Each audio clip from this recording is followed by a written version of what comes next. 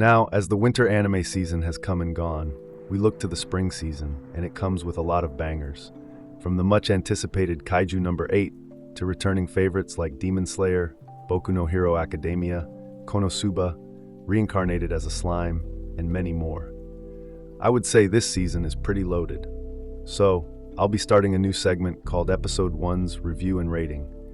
Here's how it will go this spring season. I'll be watching almost all the anime resuming this spring, reviewing the first episode of each one, and try to predict the show's rating based on that episode.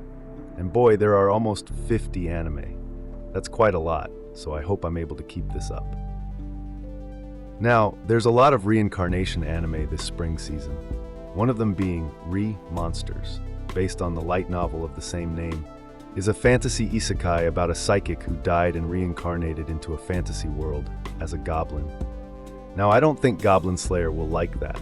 Episode 1 begins with a man, Tomokui Kanata, getting brutally murdered by some chick, probably a stalker or a date pissed that he asked to split the bill, as he closes and opens his eyes, staring at an old green monster.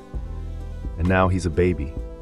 Not just any baby, but a baby goblin lazily called Gobru. And boy, they grow so fast because, in just 3 days, they've matured enough to look like a 7-year-old human after being fed a mouthful of fat, delicious-looking maggots. By day 4, the elder goblin told them to buzz off and stop freeloading. Retaining his memories from his past life, Kanata, now Gobru, is the first of all other newborn goblins to step out to look for food. Together with another goblin, Gobkichi, who lucked out in the physical gene lottery, but just as stupid, they set out to hunt their first game.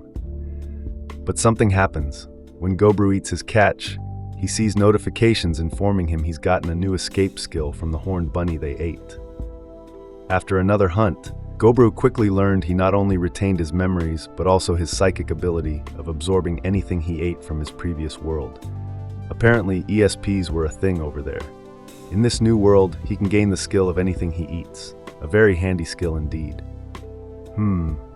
Reminds me of another Isekai main character. Soon after that, a female goblin, Gobmi, got a crush on our goblin bro and decided to join their hunting party the next day. But the weather had other plans.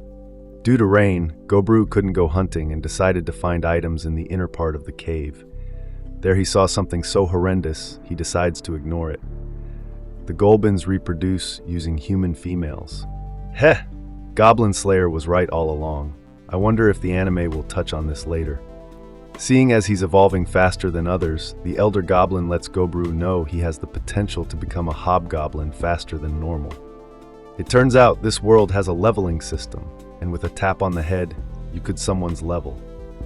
So with each kill, Gobru gains a new skill and brings in more food, much to the envy of the other newborn goblins. So they try to kill him, but he shows them who is boss. Then, after 14 days, both Gobru and Gobkichi evolved to hobgoblins, which is unprecedented as it takes a normal goblin about 30 days to evolve. With their new forms, the Goblin Bros hunt more monsters and gain more skills, especially an order skill from a wolf pack leader that lets Gobru control a group of beings. Later, he takes his kills to the cave, offering food to the other goblins. This makes Gobru their leader, and he begins training the other goblins in the cave. Soon after that, Gobmi also evolved into a hobgoblin. Now, in my opinion, Re-Monster shows some promise. Produced by Studio Dean, the animation and character style look decent. While it looks like it has some similarities to Reincarnated as a Slime, the game system doesn't seem all that elaborate, like they didn't even try. Another thing I find uncomfortable about Episode 1 so far is how it shows the way goblins are reproduced using human women, but it just glosses over that fact, and we don't hear anything about it anymore. I'll hold off and see if the anime touches on it in later episodes. On a lighter note, I did find the day-to-day transition very funny. For now, it can go in any direction, and I look forward to how the story will develop, so I predict a rating of 7.0. But you guys can let me know what you think about Re-Monsters in the comments.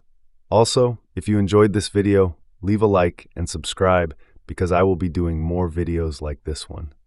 So, stay tuned.